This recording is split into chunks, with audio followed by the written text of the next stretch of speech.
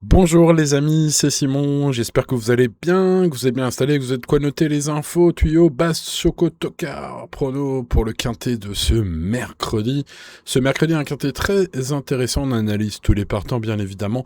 N'oubliez pas le petit pouce les amis sur la vidéo bien évidemment, pensez à vous abonner si c'est pas encore fait. Les amis, d'activer la cloche, nous serons bientôt 100 000, ça devrait être pour la rentrée, voire avant, si toutes les personnes qui entendent cette phrase s'abonnent à la chaîne, et si vous ne l'êtes pas encore, eh bien on sera à 100 000 dès cette vidéo, puisque vous êtes environ 5 000 à chaque fois que je sors les vidéos, allez regarder sans être abonné. Eh bien faites le calcul, hein, on est 98 000. Allez, un petit effort, allez on s'abonne à la chaîne. Merci pour votre soutien les amis, votre soutien est précieux quel qu'il soit. Allez, on y va pour ce mercredi 29 juillet, je disais un quintet intéressant, tous au même poteau, les chevaudages en gain, et j'ai envie de dire, une épreuve plutôt jouable. Allez, on va dire ça, on a eu des quintets assez compliqués ces derniers temps, même si la semaine dernière je vous donnais des bases en or gagnantes à cote magnifique. Voilà, il y a quand même eu quelques difficultés sur trouver l'arrivée complète. Après, vous le savez, ces vidéos ont pour but de vous aider à le faire, hein. Et puis après, n'oubliez jamais que nous sommes en pari mutuel, hein, quel que soit votre opérateur, quel que soit votre pays, je pense. En tout cas, en France, c'est comme ça, on joue les uns contre les autres, donc on peut pas tous jouer la même chose, sinon on gagnera rien. Donc il faut avoir des bonnes idées. Alors je vais essayer de vous en donner quelques-unes, on étudie cela si vous voulez bien, avec le numéro 1 Inside, qui reste sur une performance encourageante à la Capelle, avant de se montrer ensuite fautif. Ça laisse planer un petit doute sur sa régularité vue auparavant. Bon, j'ai noté qu'avec seulement 150 000 euros de gains sur son compte en banque, contre par exemple 222 000 dès le numéro 2, il affronte une opposition bien plus riche que lui. Évidemment. Oula, pouf, oh là là là là, les amis turfistes. On va y arriver pour ce mercredi, on y arrive toujours avec l'effort. Bon, les amis, à mon avis, l'impasse est envisageable dans solo pour ce numéro 1. Tiens, nouveauté dans ce tableau, hein, vous avez le déferrage un peu plus explicite qu'avant.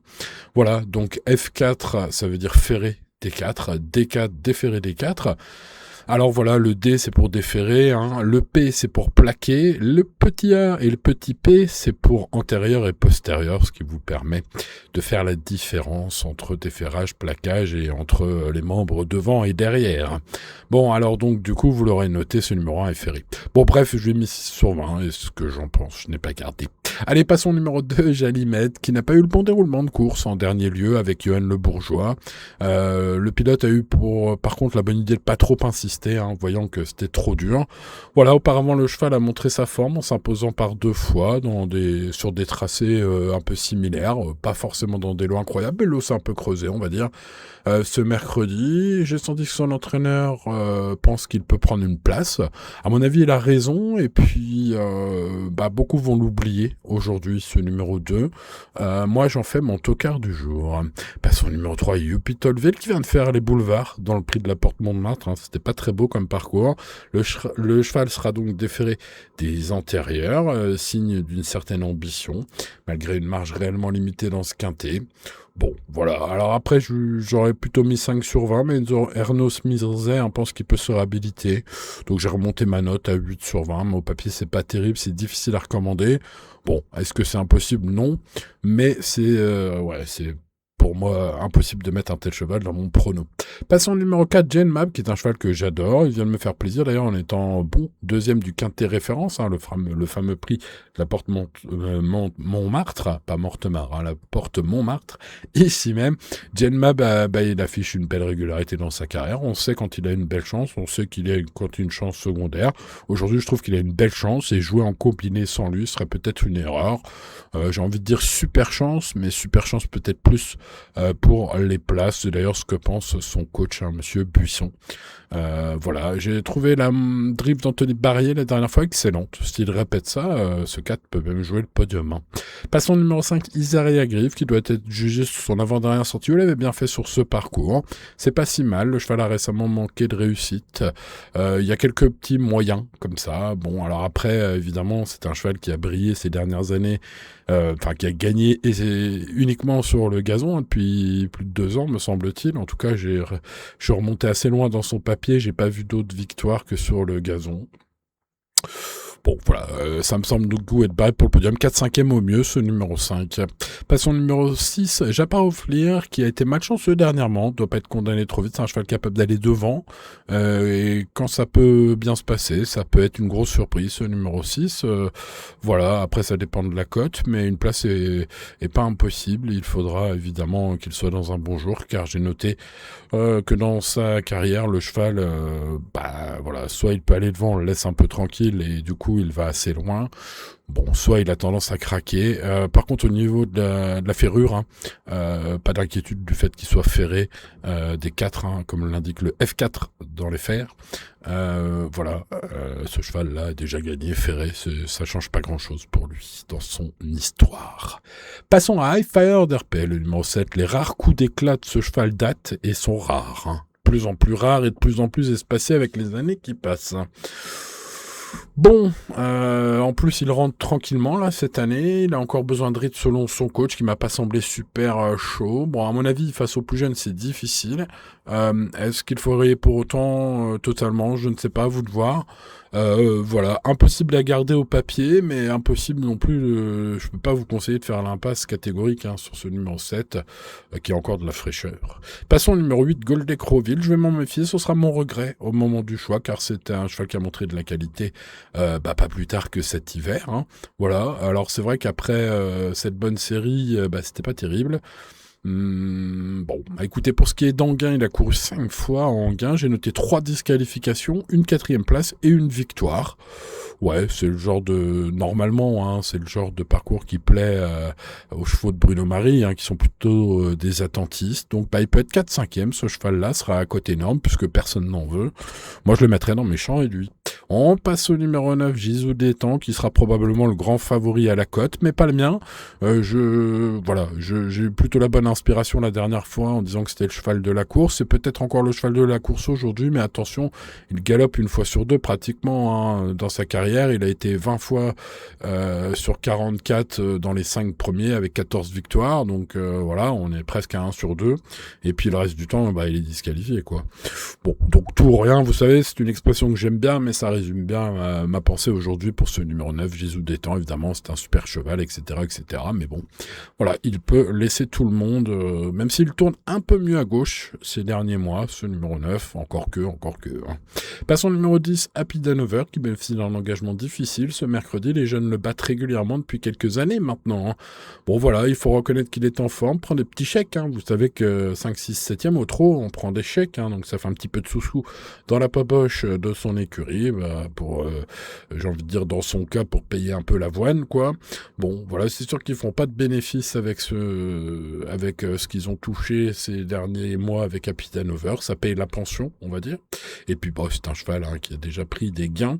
Il était un peu limite, ce bon vieux tonton face aux jeunes. Donc, pour une 5e place heureuse seulement.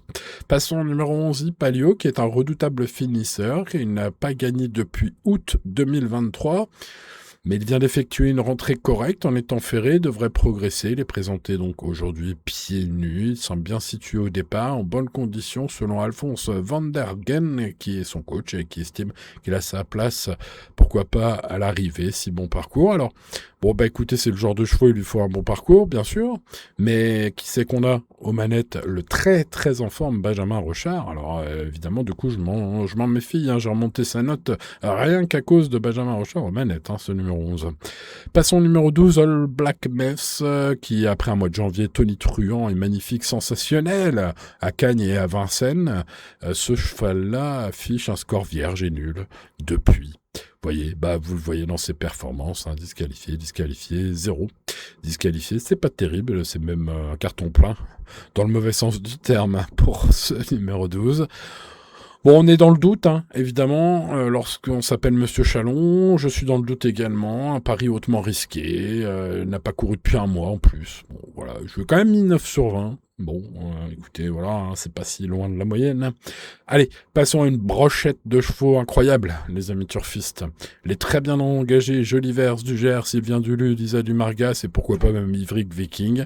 On va commencer par Jolivet du Gers, le numéro 13, qui vient de bien se comporter sur ce parcours avec Tristan Ouvry, qui n'était pas en mode course visée, et aujourd'hui déféré des 4 avec son entraîneur qui revient aux manettes, Mathieu Abrivard, qui m'a l'air très très chaud patate, les amis. Ce cheval-là me semble être un cheval qui, c'est vrai, si je l'adore par ailleurs, aujourd'hui, c'est un peu sa course. Voilà, donc c'est mon préféré, ma base en or, ce numéro 13, Jolivet du Gers, qu'on connaît tous, j'imagine vous aussi, hein, depuis très longtemps. Moi, je l'adore, ce numéro 13. Dès qu'il est dans des lots un peu plus faciles, hein, il brille, hein, donc aujourd'hui, c'est le cas. Bon, même si, attention, la partie n'est pas gagnée d'avance, hein, pour ce 13, devant le 14.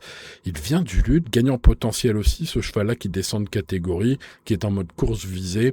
Anthony Tintellier est confiant, hein, il est très confiant même, c'est une très belle chance, peut-être même sa course, hein, ce mercredi, c'est le favori logique pour moi, une base de jeu indiscutable, ce 14.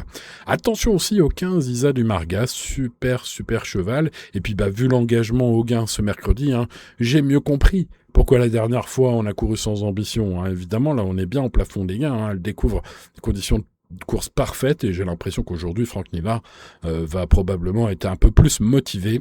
En tout cas, si tel est le cas, elle peut tous les battre. Quand je dis tous, je pense à Jolivet du Gers, Sylvien Duluth, bien sûr, et puis quand même à Gisou Détang, hein, qui est aussi un gagnant potentiel aujourd'hui, hein. Donc voilà, ce numéro 15 sera mon choco du jour. Passons à un cheval qui a gagné en 1-12-30 à Vincennes l'avant-dernière fois. Oui, ça impose le respect. Ce numéro 16, méfiance, hein, il possède de la qualité. Il reste délicat au départ dans ses allures, c'est pas le plus fiable de la bande, des plus riches notamment, mais attention, c'est un coup de poker très intéressant vu sa qualité. Si vous avez la place de le mettre sur vos tickets, mettez-le, comme on dit. Allez les amis turfistes, on passe au choix maintenant. Pensez au petit pouce sur la vidéo, pensez à vous abonner à la chaîne si c'est pas encore fait, et ça portera peut-être chance à Jolivet du Gers, le numéro 13, mode course visée Mathieu Abrivard, de retour en manette après une belle course avec Tristan Ouvry, et aujourd'hui Def 4. Ce numéro 13 est très très bien engagé, c'est ma base. Quintet en or, il devra se méfier du favori logique qu'on va voir ensuite, mais aussi de Isa du Margas, le numéro 15, qui est mon choco du jour. Attention à cette jument qui vient de faire le petit tour et se retrouve très bien engagée au gain, peut-être pas pour rien. Pour les places, un tocard pour une base spéculative, hein. Jalimed, le numéro 2 qui vaut bien mieux que son ultime course, d'ailleurs elle avait gagné auparavant, elle est en forme, et pourrait bien se racheter pour les places aujourd'hui. Entre ces chevaux, je vais intercaler celui qui pour moi est l'un des chevaux de la course, peut-être même le cheval de la course, le 14, qui pour moi est le favori logique, même si, comme j'adore Jolivet du Gers, le 13, je l'ai mis premier. Donc 13, 14, 15 et 2 pour ce qui est de mes bases. Attention au tout ou rien, le numéro 9, évidemment ensuite, hein. Attention au numéro 4 également, qui vous le voyez complète à la suite mon pronostic. J'adore Genmap, c'est un cheval que je vous recommande si vous jouez en combiné aujourd'hui, ce numéro 4 à tout prix. Pourquoi pas aussi le 16, Ivring Viking, l'engagement est juste parfait. Son chrono en 1-12-3 à Vincennes l'avant-dernière fois est excellent. Aujourd'hui, on va descendre en dessous d'une 13 à mon avis, hein, pour les gagnants, hein, de ce Quintet Plus. Donc il fait partie des capables, hein. Voilà, donc ces 7 chevaux sont un peu les chevaux de la course, même si je me méfie de Benjamin Rochard au sulky du redoutable finisseur Ipalio, numéro 11 aujourd'hui, et puis pourquoi pas du cheval que personne n'attend, Gold Écreville, le numéro 8, mais bon, ça c'est pour les champs réduits, vous savez les amis turfistes, jouez responsablement, raisonnablement, respectez votre budget, et tout ira bien ce mercredi comme tous les jours. Voilà les amis turfistes, il ne me reste plus qu'à vous souhaiter bonne chance, c'était Simon, je vous dis à très bientôt pour une nouvelle vidéo, ciao ciao.